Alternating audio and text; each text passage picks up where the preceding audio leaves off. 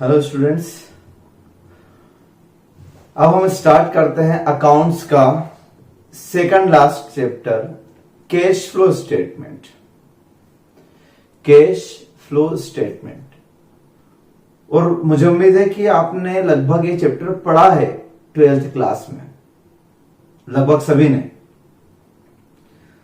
तो cash flow statement जाना पहचाना चैप्टर है आप लोगों का, कोई नया चैप्टर नहीं है। फिर भी हम इसको एडवांस लेवल पर थोड़ा पढ़ते हैं, यानी सीए इंटरमीडिएट के लायक क्या हो सकता है वो पढ़ेंगे, बट पढ़ेंगे स्टार्टिंग बेसिक से।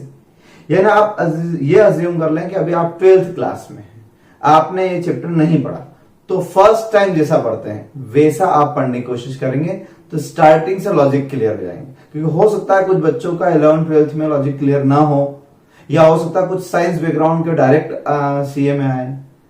तो आप सभी लोग कैश फ्लो स्टेटमेंट चैप्टर को इनिशियल यानी स्टार्टिंग से समझें। कैश फ्लो वर्ड क्या है?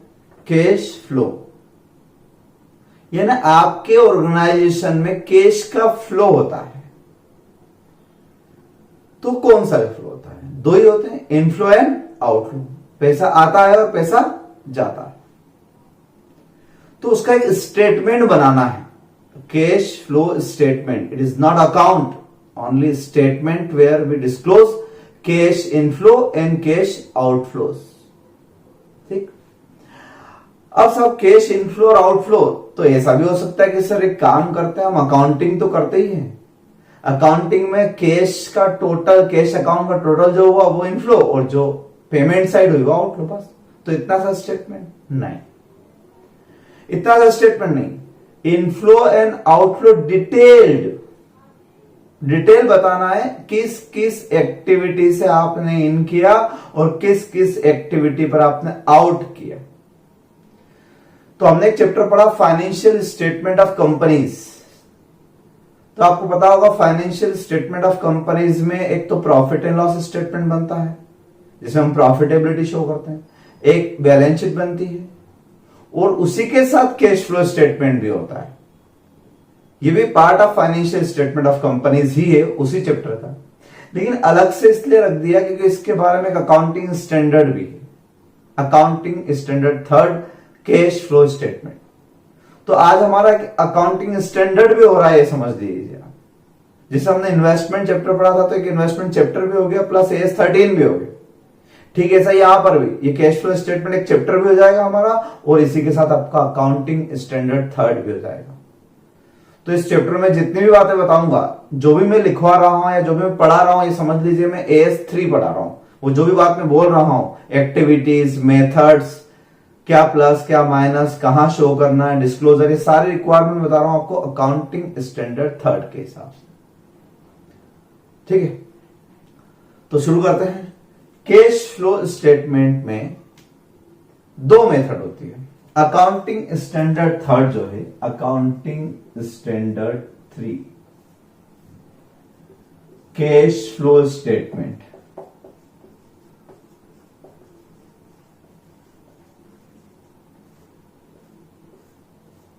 Cash flow statement accounting standard में दो मेथड से समझाऊंगा, एक डायरेक्ट मेथड और एक इनडायरेक्ट मेथड। वो भी मैं लिखवाऊंगा, वो बाद में आते हैं अपन डायरेक्ट इनडायरेक्ट। लेकिन डायरेक्ट मेथड हो या इनडायरेक्ट मेथड हो, हर मेथड में, दोनों ही मेथड में हमें कैश का फ्लो तो बताना ही है कि इन कहां से हो और आउट कहां से हो। तो उसके डिस्क्लोजर रिक्वायरमेंट, तो अकाउंटिंग स्टैंडर्ड 3 आपको 3 तरह की एक्टिविटीज बताता है। एक्टिविटीज बताता है, 3 तरह की एक्टिविटीज बताता है वो। और वो 3 एक्टिविटी कौन कौन सी है? एक operating activities, cash flow from operating activities, operating activities. दूसरी कौन सी बताता है? Investing activities. तीसरी कौन सी बताता है? Financing activities. तो all cash inflow and outflow should be disclosed in 3 category। Cash को क्या दोगे आपको? Cash account. Cash account is real account where receipt debited and payments credited. याद करो, इनफ्लो इधर लिखते थे, आउटफ्लो इधर लिखते थे। तो ये कैश अकाउंट भी एक तरह का स्टेटमेंट था, बट ये स्टेटमेंट इस तरह का था जिसमें इन और आउट को सेग्रीगेट किया था। इन एक तरफ, आउट एक तरफ, और सब मिक्स था। यहां पर इन कहीं से भी आए, शेयर्स इश्यू करने से आए पैसा या गुड्स बेचने से आए, सब एक साथ देते थे। कैपिटल एक्सपेंडिचर किया हो या रेवेन्यू एक्सपेंडिचर किया हो, सब एक साथ पेमेंट मिलते थे। तो ये इन आउट बताता था। इसी प्रेजेंटेशन को बदल दिया है, समझ लो आप, ये नए तरीके से प्रेजेंट कर रहे हैं। अब हम क्या कर रहे हैं, एक्टिविटी वाइज प्रेजेंटेशन कर रहे हैं। एक्टिविटी वाइज, इन हो या आउट हो, अगर ऑपरेटिंग है, इन और आउट तो एक साथ लिखेंगे, इन भी इधर, आउट भी इधर। इन है तो प्लस में लिख देंगे, आउट है तो माइनस में, यानी इनकम है तो प्लस में और एक्सपेंडिचर है तो माइनस में, पेमेंट है तो माइनस में। ऐसे यहां पर, ऐसे यहां पर। तो वही कैश अकाउंट में से फिगर्स उठाना है, और वो फिगर हमें उठाना है इस तरीके से, सेग्रीगेट करना है अकॉर्डिंग टू एक्टिविटी वाइज। अब आपको पहचानना, how to identify whether the transaction given is operating, financing और investing। तो किस तरह का ट्रांजेक्शन है हमें चेक करना पड़ेगा। तो एक क्वेश्चन तो आपका इस बात के लिए भी आ सकता है, कई के बार ऐसे क्वेश्चन भी आए हैं, पूरा कंप्लीट क्वेश्चन ना आते हुए आपको simple explain and identify the following activities whether it is operating, investing और फाइनेंसिंग। तो आपको 8-10 आइटम नीचे दिए हुए होंगे, आइडेंटिफाई द एक्टिविटीज, मिक्स दिए होंगे, तो आपको बताना है कि वो ऑपरेटिंग है या फाइनेंसिंग है। तो कैसे समझेंगे आप, operating activities, financing activity, sorry investing and financing. Operating activities का मतलब है कि cash inflow and outflow from business activities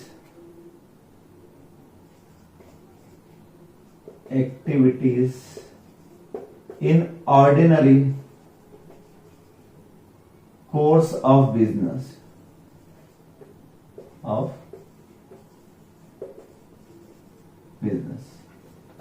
तो cash inflow outflow from activities in ordinary course of business. Ordinary course, generally हम जो बिजनेस करते हैं, उस बिजनेस करने में जो एक्टिविटीज होती है, आप भी समझते हैं बिजनेस एक्टिविटीज क्या होती है, वो ऑपरेटिंग एक्टिविटी। ऑपरेट क्या, बिजनेस ऑपरेट, बिजनेस ऑपरेशन, ठीक है। तो activities in ordinary course of business such as sale of goods received from customer, पैसा आया कस्टमर से, पेमेंट टू क्रेडिटर्स, परचेज के लिए, expenses, payment to employees, salary दी, रेंट दिया, कन्वेंस से चार्जेस दिए, अदर एक्सपेंसेस दिए। तो ये operation, business operating expenditure, business operating income हुई है सारी, तो ये बिजनेस से रिलेटेड हो गया, ठीक। बिजनेस करते समय हमें कुछ कैपिटल एक्सपेंडिचर भी करना पड़ते हैं, कुछ कैपिटल रिसिप्ट भी होती है ना।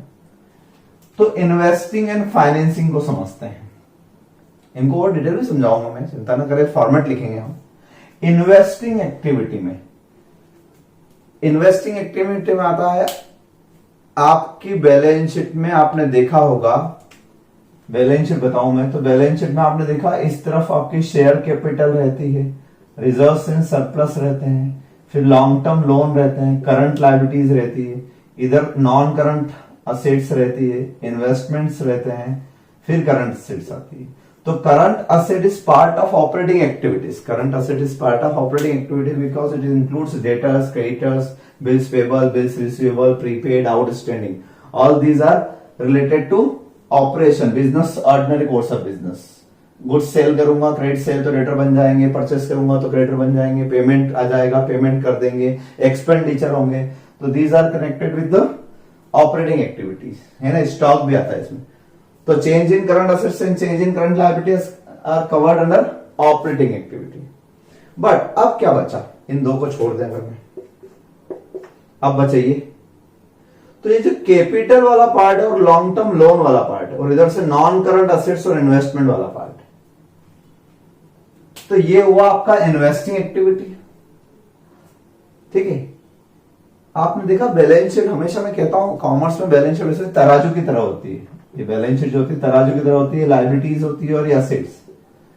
और मेरे नजर में पहले का फॉर्मेट ज्यादा अच्छा होता था वर्टिकल, जहां पर इसको लिखते थे सोर्सेस ऑफ फंड। क्या लिखते थे? सोर्सेस, यानी पैसा किस सोर्स से आया, तो शेयर कैपिटल से आया। रिजर्व एंड सरप्लस, प्रॉफिट कमा कमा के इकट्ठा किया। लॉन्ग टर्म लोन लिए बैंक से या कहीं से, ये सोर्सेस ऑफ फंड। उसको इन्वेस्ट कहां किया, तो बड़ी बड़ी असेट्स खरीद ली, प्लांट मशीन बिल्डिंग वगैरह, और जो सरप्लस पैसा बचा वो इन्वेस्ट कर दिया। ये पैसा तो वो जो रोटेट होता है, working capital, it is part of working capital, rotation. ये रोटेशन वाला थोड़ा ना, ये बार बार बेचते हो क्या? कभी कभी ये बार बार इश्यू करते हो आप? नहीं। तो आप बैलेंस शीट से समझेंगे तो बड़ा आसान लगेगा आपको कि working capital part is covered under operating because it relates to debtors, creditors, stock, cash and outstanding prepaid वगैरह। But this is fixed part, capital part. यहां पर मैं पैसा लगाऊंगा तो कैपिटल एक्सपेंडिचर होगा, ये पैसा अगर आएगा तो कैपिटल रिसिप्ट होगा। तो जो फिक्स नेचर का वो यहां जाएगा। इससे आपको समझने में आसानी रहेगी। तो जब आप कोई असेट बेचेंगे या खरीदेंगे, मैं एक बार पहले बोल चुका हूं कि ये जो S3 है ये इनफ्लो हो या आउटफ्लो दोनों एक साथ दिखाता है। ऐसा नहीं कि इन अलग आउट अलग, सारे इन आउट ऑपरेटिंग से रिलेटेड एक साथ आएंगे, इन्वेस्टिंग से रिलेटेड सारे इन आउट एक साथ आएंगे। यानी यहां पर भी सेम बात होगी, कैश इनफ्लो एंड आउटफ्लोज।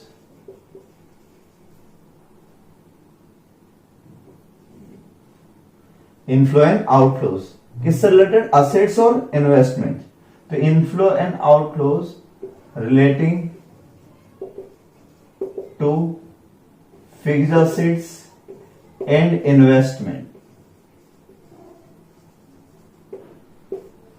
ठीक है, फॉर एग्जाम्पल क्या लिखेंगे इससे रिलेटेड? इसमें इनफ्लो कब आएगा? जब हम असेट बेचेंगे या इन्वेस्टमेंट बेचेंगे। तो सेल, ये एग्जाम्पल लिखवा रहा हूं मैं आपको, example sale of fixed assets investment. Stock बेचेंगे तो ऑपरेटिंग में आएगा, लेकिन ये नॉन करंट असेट्स और इन्वेस्टमेंट बेचेंगे तो इसमें आएगा। Investment means investment in share securities, investment in subsidiary companies, investment in joint venture, बहुत सारे इन्वेस्टमेंट हो सकते हैं।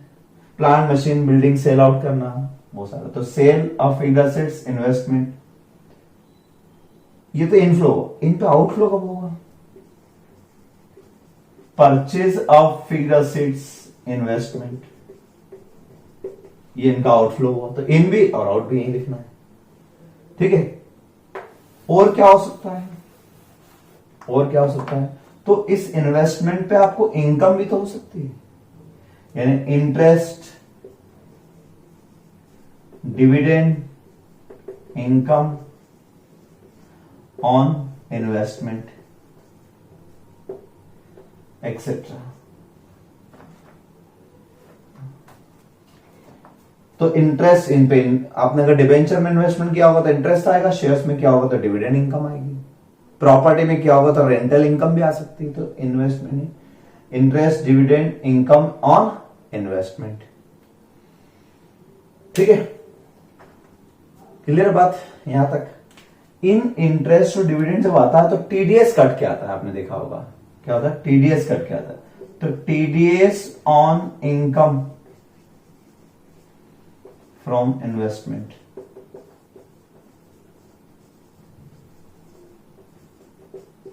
इस तरह की कोई भी चीज है, यानी आप बेसिक चीज याद रखो कि असेट्स और इन्वेस्टमेंट से रिलेटेड जो भी कुछ प्लस माइनस होगा वो यहां आएगा, चाहे उस पर टीडीएस हो जाए, टीसीएस हो जाए या इंटरेस्ट, जो भी कुछ होगा वो सब यहीं आएगा। ठीक है, क्लियर बात यहां पर? इधर चलते हैं। लेकिन एक बात और समझना कि अगर मान लो कोई कंपनी इन्वेस्टिंग कंपनी है, शेयर ब्रोकर, स्टॉक ब्रोकर, उसका तो काम ही रोज का शेयर्स खरीदना बेचना, डिबेंचर्स खरीदना बेचना है। तो उन लोगों को का शेयर्स खरीदना बेचना या उस पर डिविडेंड इंटरेस्ट आना, वो उनके लिए ऑपरेटिंग हो जाएगा। फिर इसलिए आप ध्यान से देख लो कि आपका ऑर्डिनरी कोर्स ऑफ बिजनेस होता क्या है, ये सोचना। ऑर्डिनरी कोर्स ऑफ बिजनेस किस नेचर का है? अगर आपका नेचर यही है, जैसे बैंकिंग इंडस्ट्री में बैंक वाले लोन देते हैं हाउसिंग लोन, एजुकेशन लोन वगैरह, उन लोग को इंटरेस्ट आता है, तो क्या वो इंटरेस्ट इनकम इन्वेस्टिंग में दिखाते होंगे? क्या उन्होंने आपको लोन देके इन्वेस्टमेंट किया? नहीं, उनका ऑपरेशन है, उनका ऑर्डिनरी कोर्स ऑफ बिजनेस है। उनको अगर इंटरेस्ट मिलेगा लोन पर और वो डिपॉजिट पे आपको इंटरेस्ट देंगे, सेविंग अकाउंट वगैरह सब पे, तो उनके लिए ऑपरेटिंग होगा वो, एक्सपेंडिचर और इनकम दोनों, इंटरेस्ट। तो इंटरेस्ट में ध्यान रखना इस बात का। इंटरेस्ट सब जगह आ सकता है, इंटरेस्ट यहां पे भी आ सकता है, इंटरेस्ट यहां पर भी आ सकता है, इंटरेस्ट यहां पे बताऊंगा अभी मैं आपको। तो ये डिपेंड करेगा नेचर ऑफ ट्रांजेक्शन पर, ठीक है। अब कोई ट्रेडिंग फर्म है, बिजनेस कर रही है, गुड्स बेचती है, मोबाइल खरीद के बेचती है, तो उसके लिए मोबाइल खरीद के बेचना यहां आएगा, और उसके बाद जो एक्स्ट्रा पैसा भरा था उसने इन्वेस्ट कर दिया तो वो यहां आएगा, उस पर इंटरेस्ट आया तो वो यहां आएगा। तो ये डिपेंड करेगा, इन्वेस्टमेंट अगर है तो इन्वेस्टमेंट की इनकम यहां आएगी।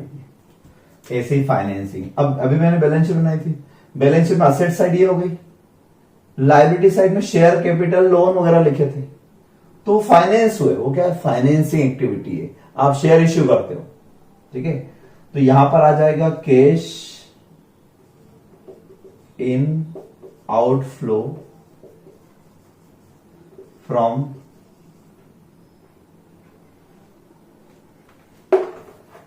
outflow in the nature of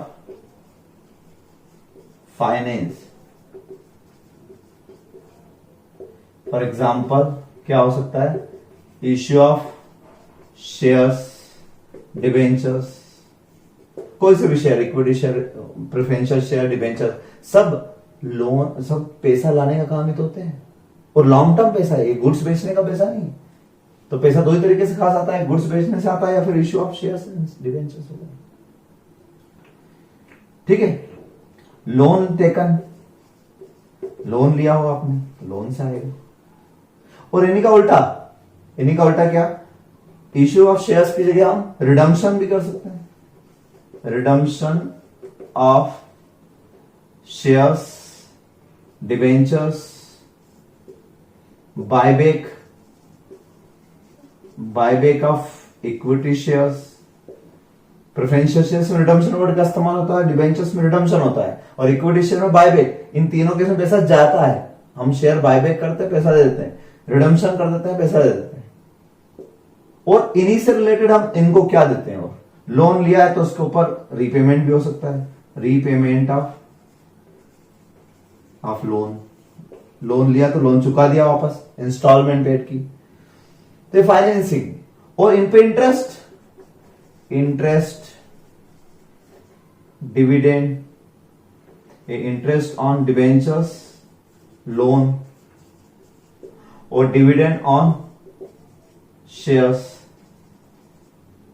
ठीक है। इसका डीडीटी, डिविडेंड डिस्ट्रीब्यूशन टैक्स, वो भी फाइनेंसिंग कहलाएगा, क्योंकि डिविडेंड दिया तो ही तो डीडीटी लगा, तो फाइनेंसिंग हुआ ना। तो जो कनेक्टेड चीजें उनको भी उसी कैटेगरी में रखना, डिविडेंड दिया फाइनेंसिंग है, तो डिविडेंड के कारण डीडीटी लगा, वो भी फाइनेंसिंग हुआ। इन पे टीडीएस किया ऑन इंटरेस्ट, आप जब इंटरेस्ट दोगे तो उसमें टीडीएस करोगे, तो वो भी कौन सा हो, फाइनेंसिंग।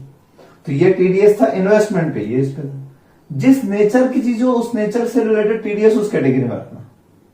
ये आपको मैंने एक ओवरव्यू बता दिया, आपको जाके तो प्रैक्टिस करते करते आ जाएगा, लेकिन मैंने मैक्सिमम चीज लिख दी, समझ लीजिए आप। बिल्कुल बहुत शानदार इसका कंसेप्ट है, और बहुत इजी क्वेश्चन इस तरह का आ जाता है कई बार। फिर भी हम प्रैक्टिस करेंगे, तो पहले तो आप अपनी कॉपी में ये सारे विथ एग्जाम्पल लिख लें और समझ लें इसको, है। चले आगे, चलिए तो अब हम आगे की ओर चलते हैं।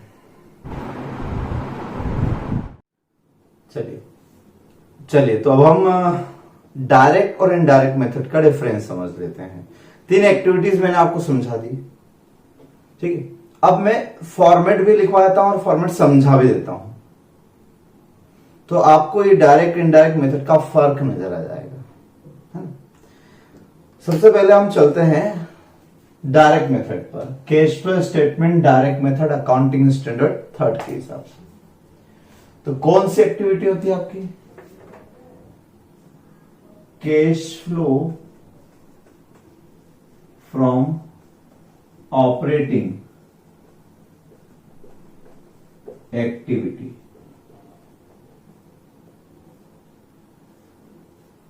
Cash flow from operating activities. ये कॉलम छोटा इसलिए बनाया क्योंकि अभी मुझे इसमें अमाउंट नहीं लिखना है, ठीक है, इसलिए। तो cash flow from operating activity में मैंने कहा ऑपरेशन यानी बिजनेस ऑपरेट करने में जो रेगुलर कैश इनफ्लो होता है वो कौन सा होता है। और एक बात मैं क्लियर कर दूं कि ये एक तरीके से मैं रिसिप्ट पेमेंट अकाउंट बना रहा हूं, कैश अकाउंट बना रहा हूं। आपके अकाउंटिंग में इतने सारे अकाउंट बने, मुझे उससे कोई लेना देना नहीं। मुझे तो सिर्फ कैश अकाउंट, कैश अकाउंट ही वो अकाउंट होगा जो आपको ये बताएगा कि कितना पैसा आया और कितना गया। Cash account means cash book, cash and bank दोनों, तो वही बताएगा कि कितना पैसा आया और गया। बाकी अकाउंट में तो नॉन कैश आइटम भी लिखे होंगे, तो मैं नॉन कैश आइटम्स की बात नहीं कर रहा हूं, यानी डिप्रेशन वगैरह इनकी बात नहीं कर रहा हूं। तो ऑपरेशन में बिजनेस में पैसा आता कहां से, आप सबसे पहले ही बताए, स्टार्टिंग से चले तो डायरेक्ट मेथड सीधे ऊपर से चलती है, इनडायरेक्ट नीचे से चलती है। यानी आपने कभी प्रॉफिट एंड लॉस अकाउंट पे गौर किया हो, P&L अकाउंट, तो P&L अकाउंट में मतलब P&L स्टेटमेंट है ना, आजकल ट्रेडिंग नहीं बोलता, ट्रेडिंग P&L एक ही बोला जाता है, P&L स्टेटमेंट। तो सेल्स लिखते हैं, क्लोजिंग स्टॉक लिखते हैं, परचेज लिखते हैं, ठीक है, opening stock, purchase, direct expenses, indirect expenses वगैरह वगैरह करके नेट प्रॉफिट आता है। नेट प्रॉफिट आया मान लो 50,000 रुपए। अब यहां पर आपने डिप्रेशन भी लिखा हुआ होगा, यहां पर हो सकता है आपने इंटरेस्ट इनकम ऑन इन्वेस्टमेंट भी लिखी हुई होगी। तो ये यहां पर आपने बहुत गुडविल रिटर्न ऑफ भी लिखा हुआ हो सकता है, यहां पे प्रिलिमिनरी एक्सपेंसेस रिटर्न ऑफ भी लिखा हुआ हो सकता है यहां पे। तो ये तो अक्रूअल कंसेप्ट से बना हुआ अकाउंट, आप समझेगा किससे, अक्रूअल मर्केंटाइल सिस्टम। इन खर्चों में ये जो परचेज लिखी है, सेल्स लिखी है, यहां पर सैलरी लिखी है, सपोज रेंट लिखा है, तो इसमें तो हो सकता है कुछ आउटस्टैंडिंग हो, कुछ प्रीपेड हो, तो आपने तो प्लस माइनस करके लिखा, अक्रूअल कंसेप्ट से लिखा। यानी आपने मान लो सैलरी 5,000 दी और आउटस्टैंडिंग थी 1,000, तो आपने 6 लिख दिया। लेकिन 6,000 रुपए कैश फ्लो हुआ क्या, कैश फ्लो कितने का हुआ, 5 का ना, तो 5 लिखना चाहिए कि 6 लिखना चाहिए, 5। तो मैं बताना चाहता हूं कि कैश फ्लो स्टेटमेंट में हम सिर्फ और सिर्फ कैश की बात करेंगे, नॉन कैश की बात नहीं कहेंगे। जिसके कारण कैश नहीं गया उसकी बात नहीं करेंगे। तो सर उसको हटाएं कैसे, तो उसको हटाने की ये 2 मेथड है, डायरेक्ट एंड इनडायरेक्ट। यानी आप सीधे सीधे डायरेक्टली मतलब ऊपर से चलो, सेल्स। क्या आपने यहां पर 1 लाख रुपए की सेल की होगी, तो क्या वो सारी की सारी सेल आपकी कैश में हुई होगी, नहीं ना। क्या इस 1 लाख की सेल्स के अगेंस्ट में पूरे 1 लाख रुपए रिसीव हुए, नहीं हुए होंगे। क्यों नहीं हुए होंगे, उसका रीजन ये होगा कि इस कैश सेल्स में से, इसमें से कुछ कैश सेल्स हुई होगी, कुछ क्रेडिट सेल हुई होगी। कैश सेल्स का पैसा तो इमीडिएटली आ गया होगा, लेकिन क्रेडिट सेल का पैसा, कैश सेल्स का तो इजीली आ गया होगा, लेकिन क्रेडिट सेल का जो पैसा है वो कस्टमर ने आपको 15 दिन 20 दिन बाद, महीने भर बाद दिया होगा।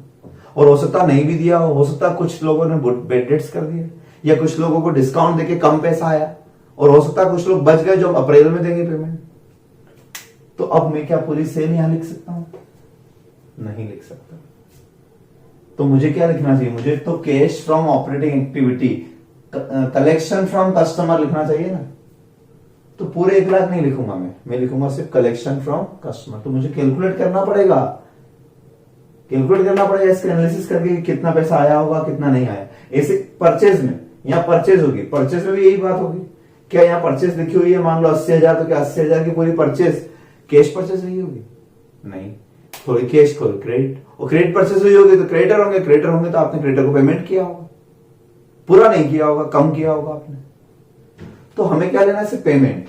ऐसे एक्सपेंसेस में आपने पूरा पेमेंट नहीं किया होगा, आपने कम पेमेंट किया होगा 5,000। और प्रीपेड अगर हो तो हो सकता है आपने ज्यादा पेमेंट किया, हो सकता है यहां पर इंश्योरेंस होता है, इंश्योरेंस 10,000, उसमें से प्रीपेड था 1,000, तो आपने पेमेंट तो 10 का किया, लेकिन बाहर कितने हैं 9, तो कैश फ्लो में 10 आएंगे कि 9, 10 आएंगे, क्योंकि पेमेंट तो 10 का हुआ ना।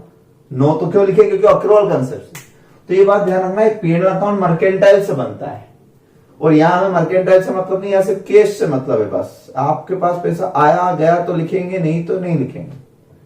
कितना 10 गया ना 10 लिखो, वो अगले साल का था पिछले साल का मत सोचो, 10 आपकी जेब से गया 10,000 लिख दो, ये कंसेप्ट। तो डायरेक्ट मेथड में हम स्टार्टिंग से चलते हैं, ऑपरेशन में क्या क्या पैसा आता है। तो नंबर 1 आता है collection from customer, collection from customer.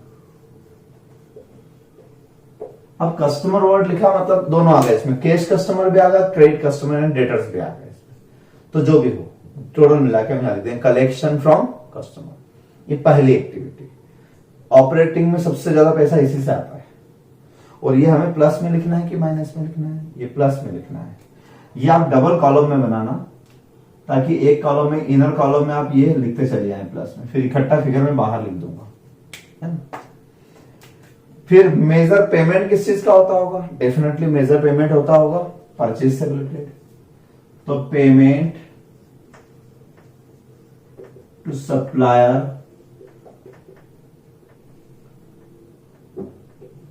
Supplier of goods and services, इनको आपने पेमेंट किया, ठीक है। तो ये 2 पॉइंट। अब तीसरे नंबर पे क्या आना चाहिए? तो तीसरे नंबर पे बहुत सारे एक्सपेंसेस होते हैं। यहाँ पेन में एक्सपेंसेस की लिस्ट बहुत बड़ी होती है, रेंट, सैलरी, कन्वेंस, बहुत सारे एक्सपेंस हम देते हैं। तो उन सब के लिए हम एक साथ ये भी लिख सकते हैं, एक मेजर रेट होता है पेमेंट टू एम्प्लॉइज, एक ये आप लिखते हैं। पेमेंट टू एम्प्लॉय सबसे ज्यादा होता है, उनको बोनस देते हैं, कमीशन देते हैं, उनके वेलफेयर में खर्चा करते हैं, उनके पीएफ में डिपॉजिट करवाते हैं, बहुत सारे होते हैं, इसलिए इन सब का एक हेड होता है। और बाकी जितने भी एक्सपेंसेस होते हैं, इंश्योरेंस वगैरह, उन सब के लिए अलग से पेमेंट ऑफ ऑपरेटिंग एक्सपेंसेस,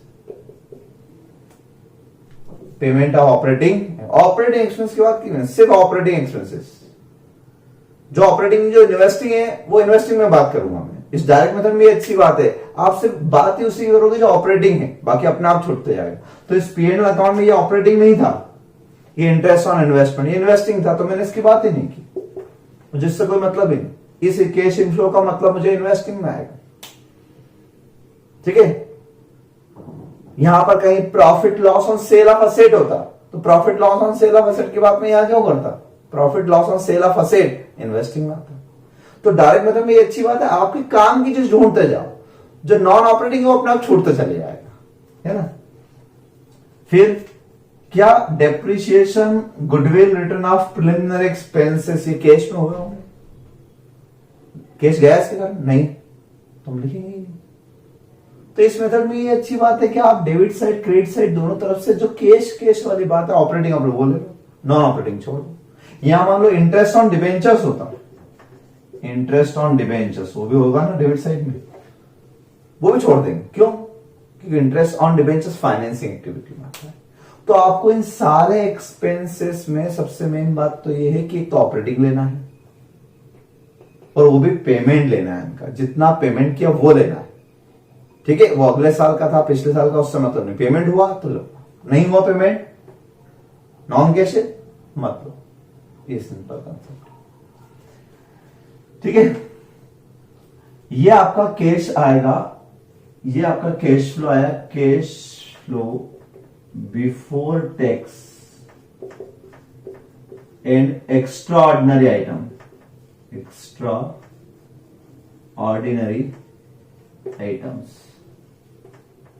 अब उससे पहले आया अभी इन नॉर्मल आइटम्स आए, कस्टमर से पैसा आना, सप्लायर को देना, एम्प्लॉय को देना, ऑपरेटिंग खर्चा नॉर्मल है ऑपरेटिंग। अब टैक्स भी तो ऑपरेटिंग है, टैक्स पेमेंट, जो आप इनकम टैक्स देते हो ना, हम नेट प्रॉफिट निकालते हैं, फिर हर साल रिटर्न भरते हैं, इनकम पर टैक्स देते हैं, वो इनकम टैक्स जो है वो भी ऑपरेटिंग में ही आता है, तो वो भी यहीं पर लेस होगा, लेस करेंगे, टैक्स पेड, यहीं पर लेस होगा। टैक्स पेड लिखा है मैंने वर्ड, आप ध्यान रखना, प्रोविजन नहीं। यहां प्रोविजन भी होते हैं, प्रोविजन फॉर इनकम टैक्स, आपने देखा होगा, प्रोविजन फॉर इनकम टैक्स होता है इनकम टैक्स प्रोविजन। तो ये प्रोविजन है, प्रोविजन तो आपने 50,000 कर लिया, तो प्रोविजन का कैश में होता है? नहीं। प्रोविजन 50,000 है लेकिन पेमेंट मान लो 40 कर दो, 40 लिखूंगा ना, 50 क्यों लिखेंगे? तो जितना पे किया सिर्फ उतना लिखना है। और कोई एक्स्ट्राऑर्डिनरी इनकम या एक्सपेंसेस हो, एक्स्ट्राऑर्डिनरी आइटम, वो प्लस भी हो सकते हैं माइनस भी हो सकते हैं। एक्स्ट्राऑर्डिनरी आइटम मतलब फॉर एग्जांपल जैसे insurance claim on stock due to earthquake, पूरा लिख लेना, insurance claim on stock due to fire earthquake. तो ये इस तरह से अगर अर्थक्वेक के कारण नुकसान हुआ तो आपको क्या स्टॉक का क्लेम मिला, इंश्योरेंस क्लेम, ठीक है, पैसा आया। कोई कंपनसेशन देना पड़ता है कभी कभी, वो हो सकता है, ठीक है। ये आपका ऑपरेटिंग एक्टिविटी का फाइनल आंसर। ये ना हम इसको यहां लिख सकते हैं, ये हो गया आपका कैश फ्लो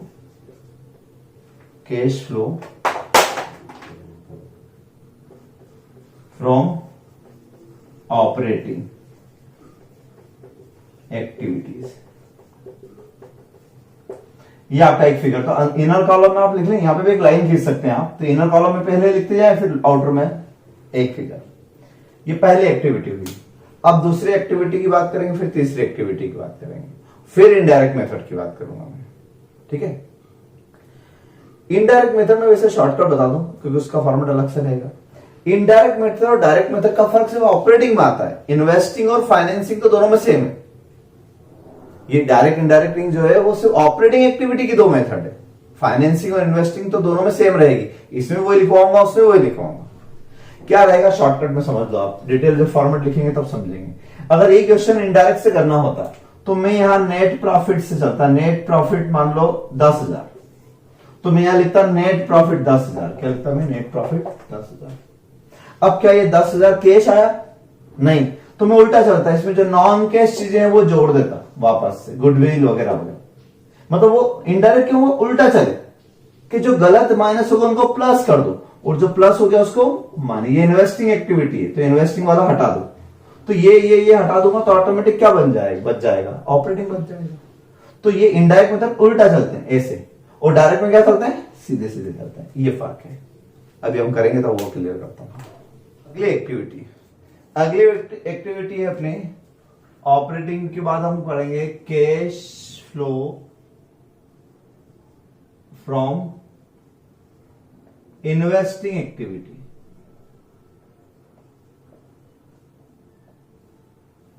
इन्वेस्टिंग एक्टिविटी, अब ये एक्टिविटी डायरेक्ट मेथड में भी और इनडायरेक्ट मेथड में सेम है, कोई फर्क नहीं इसमें, ठीक है। तो जब इनडायरेक्ट का फॉर्मेट लिखवाऊंगा तब ये वाला पार्ट सेम रहेगा, तो मैं रिपीट नहीं करूंगा उस टाइम। इन्वेस्टिंग एक्टिविटी में मैंने अभी आपको समझाया कि इन्वेस्टमेंटिंग में तो आप बैलेंस शीट की असेट साइड वाली पार्ट देख लो, नॉन करंट असेट्स वाला पार्ट देख लो, उसमें जो भी मूवमेंट हुआ, लैंड, बिल्डिंग, प्लांट, मशीन, इन सब में टेंजिबल इंटेंजिबल असेट्स खरीदना, बेचना, इन्वेस्टमेंट करना, इन्वेस्टमेंट पे इनकम होना, ये सारी इन्वेस्टिंग एक्टिविटी होती है। तो यहां पर हम क्या लिखेंगे, sale of fixed assets and investment. तो sale of fixed assets and investment से क्या आएगा, पैसा आएगा प्लस में। ये बात ध्यान रखना पड़ती है इसमें, बच्चे जो गलती करते हैं उसमें ब्रैकेट लगाना भूल जाते हैं, माइनस भूल जाते, क्योंकि इसमें क्या है, इस स्टेटमेंट में आपको 1 बाय 1 सब एक साथ लिखना है, प्लस वाले आइटम भी वही लिखना है, माइनस वाले भी वही लिखना है, तो आपको ध्यान रखना पड़ेगा इस चीज का, ठीक है। ये हो गया sale of fixed assets investment. इसी का उल्टा हम कर लेते हैं, क्या, purchase of fixed assets and investment. ये नेगेटिव जाएगा, ये प्लस में रहेगा, ठीक है, एक चीज प्लस में रहेगी, एक माइनस में रहेगी, ध्यान रखना। सेल ऑफ इन्वेस्टमेंट प्लस में रहेगा, ये माइनस में रहेगा। फिर और किसी से, तो इनकम ऑन इन्वेस्टमेंट है ना, interest dividend, rent, TDS on this etcetera. इन पे जो टीडीएस हुआ वो भी इसी में आएगा, यहीं पर आएगा। तो ये सब क्या होगा, प्लस होगा। ठीक है, तो फिक्स्ड एसेट्स वाला पार्ट बस इतना सा पार्ट है, फिक्स्ड एसेट्स। ये इसमें सारी चीजें आ गई। इसमें टेंजिबल एसेट्स भी आ गई, इंटेंजिबल भी आ गई। अगर आपने किसी से गुडविल खरीदी है पैसा देकर, ये गुडविल बेची है पैसा लेकर, तो यही आएगी। पेटेंट, कॉपीराइट सब यही आएंगे, सारे एसेट्स। तो यहां पर इन सब का टोटल हम बाहर कर देंगे एक फिगर। जैसे ये एक फिगर बाहर आया, ऐसे ये एक फिगर बाहर आया, इसे हम कहेंगे cash flow from investing activity. Investing activity. अब तीसरे नंबर पर आते हैं cash flow from financing. Cash flow from financing, financing activity. अब फाइनेंसिंग एक्टिविटी में क्या क्या आएगा, मैंने अभी बताया आपको। बैलेंस शीट का लायबिलिटी में जो कैपिटल वाला पार्ट है, जो फिक्स्ड शेयर होल्डर्स फंड और long term liability, non current liability. Current liability तो मैंने कहा ऑपरेटिंग वाला पार्ट रहती है। करंट लायबिलिटी का पार्ट जो था क्रेडिटर्स, वो इसमें एडजस्ट हो गया सप्लायर के पेमेंट में। करंट असेट्स वाला जो पार्ट था डेटर्स, स्टॉक, वो सब इसमें एडजस्ट हो गया। तो ये ऑटोमेटिक हो जाता है, इसमें अलग से कुछ करना नहीं पड़ता है। इस मेथड में आपको डेटर क्रेडिटर अलग से कुछ नहीं करना है। आपने डेटर क्रेडिटर अकाउंट बना के नेट पेमेंट निकाल लिया तो उसमें ऑटोमेटिक उसका एडजस्टमेंट हो गया। अब फाइनेंसिंग एक्टिविटी। फाइनेंसिंग में मैंने आपको बताया क्या, issue of shares, debentures etcetera. और कोई सिक्योरिटी इश्यू की हो तो उससे भी पैसा आ सकता है, तो ये आपका प्लस में रहेगा, उससे पैसा आएगा। लोन टेकन,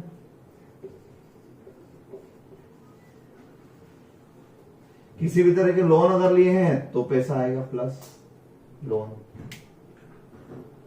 ठीक है, अब इनका उल्टा, रिडम्पशन ऑफ शेयर्स, डिबेंचर्स, इनसे पैसा जाएगा आपका। या buyback, buyback of equity shares, इससे पैसा जाएगा आपका। और इन पर और क्या दोगे आप, इन पर आप दोगे dividend and DDT on share capital. आपकी कैपिटल पे जो आप डिविडेंड देते हो वो यहां आएगा, और इन्वेस्टमेंट पे जो डिविडेंड मिलता है वो यहां आएगा। उसका टीडीएस वहां आएगा और इसका टीडीएस यहां आएगा, या इसका टैक्स यहां आएगा, डीडीटी। ऐसे interest on debentures and loan वो यहां। तो फाइनेंसर्स को जो दिया आपने, कुल मिला ये फाइनेंसर्स, आप समझो ये शेयर होल्डर आपके फाइनेंसर है, डिबेंचर होल्डर्स आपके फाइनेंसर है, वो आपको कुछ दे, आप उनको कुछ दोगे, तो सब फाइनेंसिंग एक्टिविटी। इतना सारा आपका फाइनेंसिंग एक्टिविटी में आएगा। तो ये कहलाएगा आपका cash flow from financing activity, financing activities. ठीक है, इसमें प्रीमियम पर भी हो सकता है, issue of shares etcetera at premium पर भी हो सकते हैं।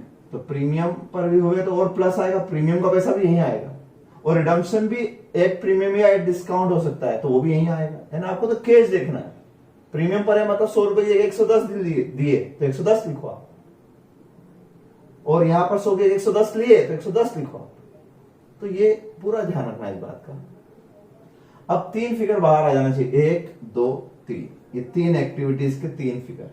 इन तीनों को हम प्लस माइनस करेंगे। हो सकता है इनमें से कोई फिगर नेगेटिव आए, कोई पॉजिटिव आए। ठीक है, किसी में नेगेटिव ज्यादा हो, पॉजिटिव कम हो, तो नेगेटिव भी आ सकता है, पॉजिटिव भी आ सकता है। इन तीनों को प्लस माइनस करेंगे। प्लस माइनस करने के बाद जो आएगा उसे हम कहेंगे नेट। ये जगह यहां पर नहीं है तो मैं ऊपर लिख देता हूं उस तरफ, है ना।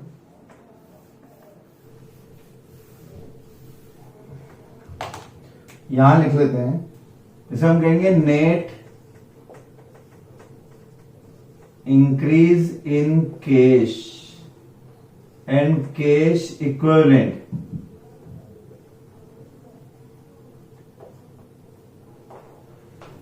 ठीक ठीक है, ये तीन चीजों को प्लस माइनस करके जो फिगर आएगा उसे हम लिखेंगे नेट इंक्रीज इन कैश और कैश इक्विवेलेंट। माइनस में आए तो भी इसको यहां इंक्रीज वर्ड ही लिखना है, डिक्रीज नहीं। वो माइनस अपने आप शो कर रहा है कि ये उल्टा हो गया, तो लिखना नेट इंक्रीज इन कैश और कैश इक्विवेलेंट। अब प्लस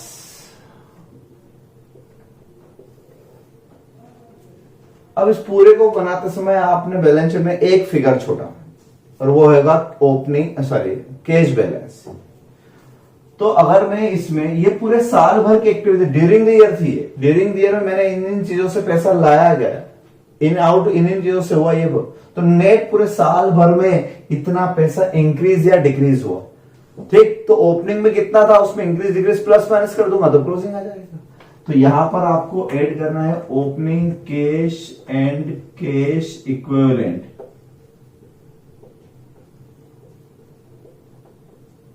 तो यहां आ जाएगा closing cash and cash equivalent.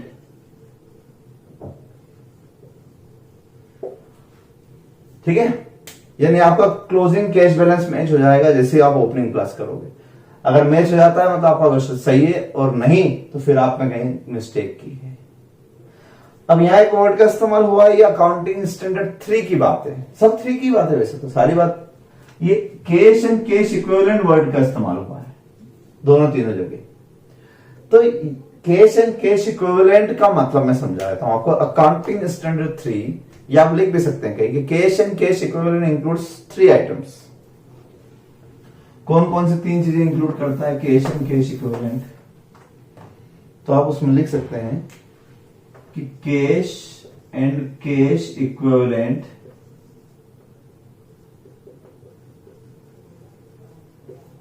Means, ये वर्किंग नोट में आप बताएंगे, इसको डिस्क्लोज भी करेंगे आप। जिन क्वेश्चन में सिर्फ कैश इन होगा, हैंड होगा, वो तो डायरेक्ट लिख देंगे, लेकिन जहां 2-3 आइटम होगी वहां आपको वर्किंग नोट बना के बताना पड़ेगा कि क्या था। तो उसमें एक तो आता है कैश इन हैंड,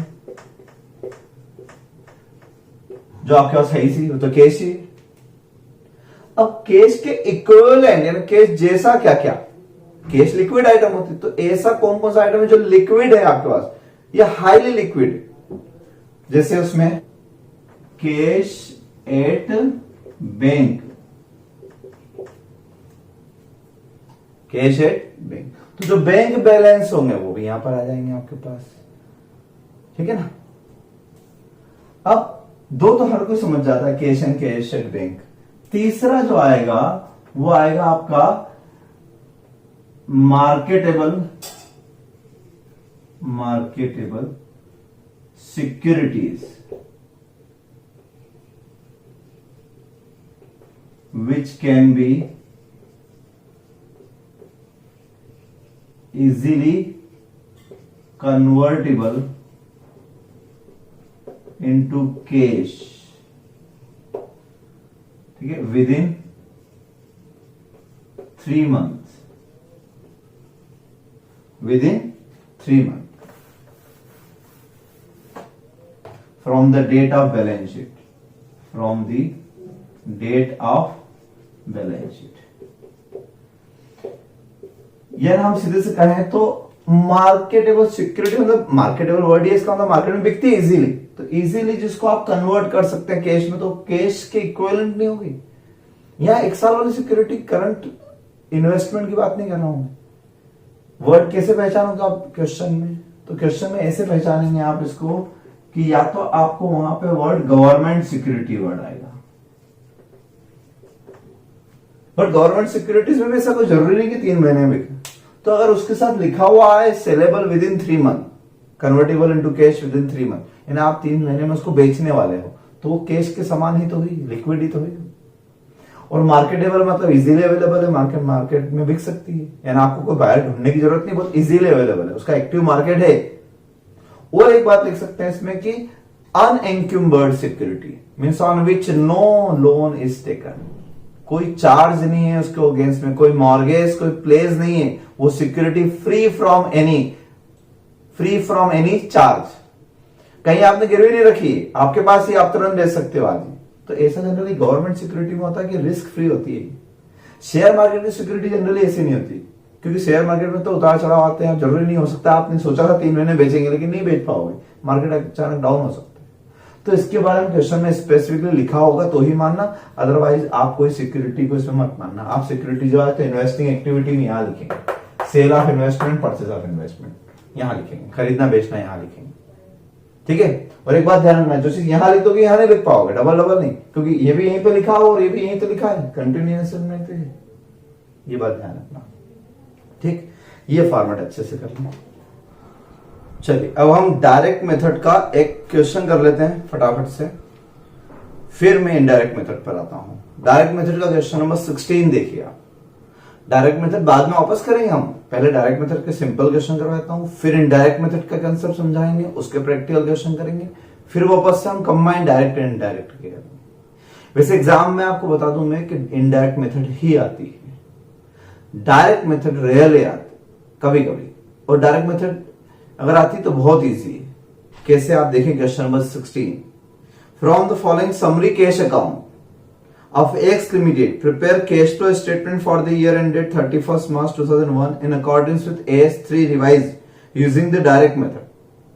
और वैसे भी समझ जाना, अगर क्वेश्चन में आपको कहीं कोई बैलेंस शीट, P&L अकाउंट कुछ भी नहीं दिया, सीधे सीधे अगर मान लो कैश अकाउंट दिया है तो बहुत ही इजी क्वेश्चन है और समझ जाओ डायरेक्ट मेथड ही है। क्योंकि इनडायरेक्ट मेथड में तो मुझे प्रॉफिट एंड लॉस का नेट प्रॉफिट चाहिएगा, फिर नॉन कैश आइटम डेप्रिसिएशन वगैरह एड बैक करना पड़ेगी, तो उसमें तो ज्यादा डिटेल रहती। तो आप बाकी क्वेश्चन आप पलटा के देखना है स्टार्टिंग से, फर्स्ट क्वेश्चन से लेके आखिरी तक, तो आपको अधिकांश क्वेश्चन में डिटेल मिलेगी, बैलेंस शीट मिलेगी 2 साल की, चेंजेस मिलेंगे, नीचे एडजस्टमेंट मिलेंगे, तो वो सब इनडायरेक्ट मेथड में होता है। डायरेक्ट मेथड में अगर कैश अकाउंट है तो बहुत ईजी है। और वैसे भी मैंने बताया cash flow statement is summary of cash account.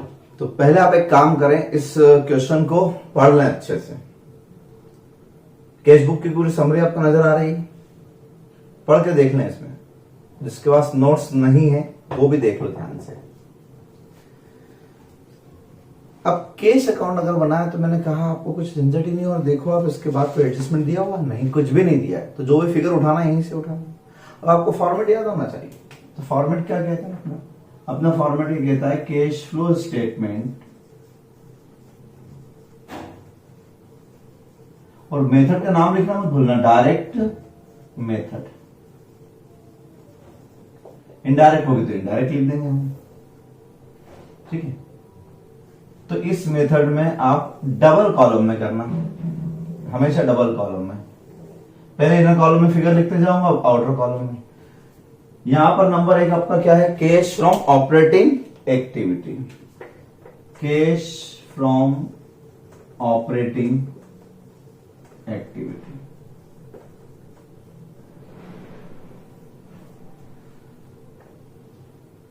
Direct method में आपने देखा होगा कि डायरेक्ट मेथड में यहां पर 5-7 लाइन से की जरूरत नहीं पड़ती है, क्योंकि क्या क्या आता है, customer collection from customer, payment to creditors वगैरह वगैरह, तो 5-7 लाइन में हो जाएगा। और वो भी क्वेश्चन की लेंथ देख के समझ जाना। दिख रहा है कैश अकाउंट छोटा सा, तो कैश अकाउंट दिख रहा है, तो बहुत ज्यादा आइटम तो होगी नहीं, तो 5 लाइन इसकी छोड़ दो। करना पूरा क्वेश्चन एक साथ है, तीनों एक्टिविटी एक साथ बनाना है। ऐसा नहीं कि पहले इसके लिए क्वेश्चन पढ़ूं, फिर दूसरे के लिए, फिर तीसरे के लिए। इस क्वेश्चन में तो फिर भी कर लेना, क्योंकि छोटा सा क्वेश्चन है, 3 बार पढ़ भी लोगे तो ज्यादा टाइम नहीं लगेगा।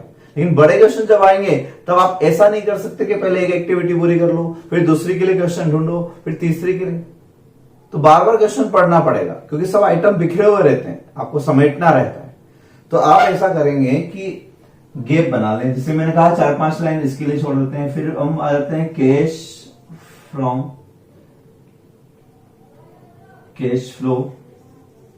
From investing activity, cash flow from operating, और तीसरा हो जाएगा cash flow from financing activity, ठीक है ना। इस तरीके से आपके 3 कॉलम हो गए। अब आप क्वेश्चन 1 बाय 1 पढ़ना शुरू करें। नंबर 1, डेबिट साइड में ओपनिंग बैलेंस। ओपनिंग बैलेंस अभी नहीं आता है, ओपनिंग बैलेंस लास्ट में आएगा। इश्यू ऑफ इक्विटी शेयर्स, ये कहां लिखना पसंद करेंगे आप, इश्यू ऑफ इक्विटी शेयर्स, और सारे रुपीज इन 1000 है, रुपीज 1000, तो यहां लिखेंगे हम इश्यू ऑफ शेयर्स। कितने रुपए आए इश्यू ऑफ शेयर्स से, ₹300, ठीक है, 300 आए, डबल कॉलम में 300, 300 प्लस में receipt from customer, receipt from customer यहां आता है, रिसिप्ट फ्रॉम कस्टमर, कस्टमर से कितना रिसीव हुआ 2800, ये इनर कॉलम में, इस वाले कॉलम में लिखेंगे, बाहर नहीं अंदर। Sale of fixed assets, sale of fixed assets, fixed assets जब भी बिकेगी, सेल्स ऑफ फिक्स्ड असेट्स वो यहां आएगी, कितने में 100। अब ये प्रॉफिट में हो, बिकी हो या लॉस में, आपको प्रॉफिट लॉस निकालने की जरूरत नहीं है डायरेक्ट मेथड में, बस पैसा कितना आया 100 आया, 100, उस 90 की थी 110 की थी, इसमें प्रॉफिट हुआ लॉस हुआ, आपको क्या मतलब, आपको 100 रुपए आया, आप 100 रुपए लिखो, बात खत्म। तो कैश अकाउंट बना रहेगा तो बहुत इजी इसलिए रहेगा कि आपको ये सारे डेबिट के आइटम मतलब रिसिप्ट, तो रिसिप्ट रिसिप्ट प्लस प्लस में लिखना है सब जगह, और अब पेमेंट वाली जब भी लिखूंगा तो नेगेटिव माइनस में लिखूंगा। जैसे पेमेंट टू सप्लायर 2000 कहां आएगा, ऑपरेटिंग है, बट ब्रैकेट लगाना ना भूलें, पहले अमाउंट में ब्रैकेट लगाएं फिर लिखना पेमेंट टू सप्लायर, क्योंकि बच्चे इधर लिखने की आदत आते हैं, इधर भूल जाते हैं ब्रैकेट लगाना, तो ये पेमेंट टू सप्लायर हो गया। Purchase of fixed assets, purchase of fixed assets तो इन्वेस्टिंग एक्टिविटी होता है, यहां पर लिख देंगे 200 माइनस में ओवरहेड एक्सपेंसेस, एक्सपेंसेस जितने भी होते हैं, ओवरहेड एक्सपेंसेस मतलब इनडायरेक्ट एक्सपेंसेस, या कोई भी हो, डायरेक्ट भी होंगे तो वहीं आएंगे, सारे एक्सपेंसेस वहीं आएंगे, कितने के हैं 200 overhead expenses. Wages and salary, wages and salary भी ऑपरेटिंग होती है, तो वेजेस एंड सैलरी यानी पेमेंट टू एम्प्लॉय हो गया एक तरीके से, कितना हो गया 100। फिर है टैक्सेशन, टैक्स का पेमेंट करना, टैक्सेशन भी ऑपरेटिंग में आता है, चाहे वो जीएसटी हो चाहे वो इनकम टैक्स हो, और पेमेंट साइड में लिखा है तो पूरा पेमेंट ही हुआ है, कितने रुपए 250। डिविडेंड पेमेंट साइड में लिखा है, तो डिविडेंड आपने पे करा, तो हम डिविडेंड पे करते हैं किस पे, हमारे शेयर कैपिटल पे, तो definitely financing activity, dividend paid. और इस पे अगर डीडीटी पेड होता तो वो भी यही आता, कितने का 50, लेकिन नेगेटिव लिखना। और repayment of bank loan, loan लेना और लोन देना या उसमें इंटरेस्ट, ये भी यहीं पर आता है, रीपेमेंट ऑफ बैंक लोन, कितने का 300। और लास्ट में क्लोजिंग बैलेंस। तो इतना इजी क्वेश्चन है, 5 मिनट का क्वेश्चन था सिर्फ ये। अब इस क्वेश्चन को हम टोटल लगा लेते हैं।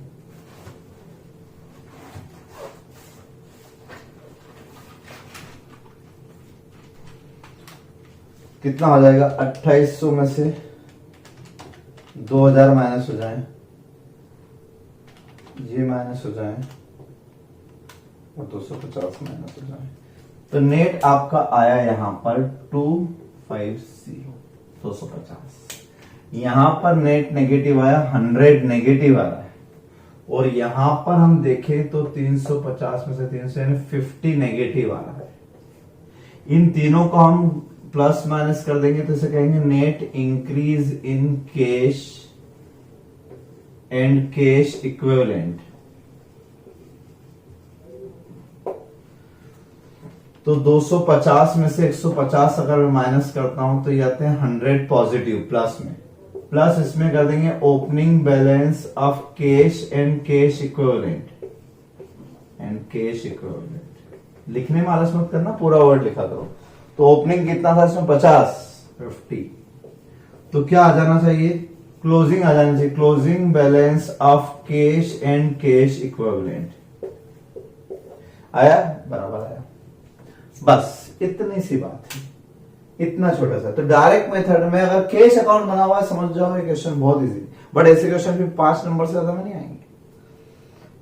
फर्स्ट क्वेश्चन कंपलसरी होता है, लास्ट वाला भी एएस से रिलेटेड होता है। फर्स्ट कंपलसरी है वो एएस से रिलेटेड है, लास्ट कंपलसरी नहीं होता बट वो एएस से रिलेटेड आता है अक्सर। तो उसमें 5 नंबर में वो कैश फ्लो का ऐसा क्वेश्चन डाल देते हैं ताकि उनका कवरेज अच्छा हो जाए। एएस भी पूछ लिया उन्होंने और कैश फ्लो चैप्टर भी पूछ लिया एक तरीके से। बड़ा क्वेश्चन आएगा तो 10-12 नंबर का अलग आएगा, लेकिन छोटा क्वेश्चन अगर आया तो ये इस तरीके का आएगा। तो आप पहले डायरेक्ट मेथड अच्छे से समझ लें, उसका क्वेश्चन नंबर नोट्स में 17, ये भी होमवर्क करें 17 नंबर, और एक और होमवर्क करें आप नोट्स का 14th नंबर, नोट्स का 14th नंबर क्वेश्चन, ये भी डायरेक्ट मेथड से करेंगे आप। तो 2 क्वेश्चन मुझे करके दिखाएं, ठीक है, फिर मैं आपको इनडायरेक्ट मेथड समझाता हूं। इनडायरेक्ट मेथड का वीडियो भी कंटिन्यूएशन में बना रहा हूं मैं, लेकिन मैं आपको इनडायरेक्ट मेथड का वीडियो बाद में भेजता हूं, ठीक है। फिर हम कंप्लीट क्वेश्चन पर आएंगे। ये डायरेक्ट मेथड का कंप्लीट क्वेश्चन है, इसमें और कुछ भी नहीं बचा डायरेक्ट मेथड का। इनडायरेक्ट मेथड के क्वेश्चन थोड़े बड़े होते हैं, इसलिए मुझे उसका अलग से वीडियो बनाना पड़ेगा। चैप्टर बड़ा है, ये भी बहुत सारे क्वेश्चन मुझे करवाना है, तो आप थोड़ी स्पीड दिखाना और फटाफट से 2 क्वेश्चन करवाएं, ठीक है।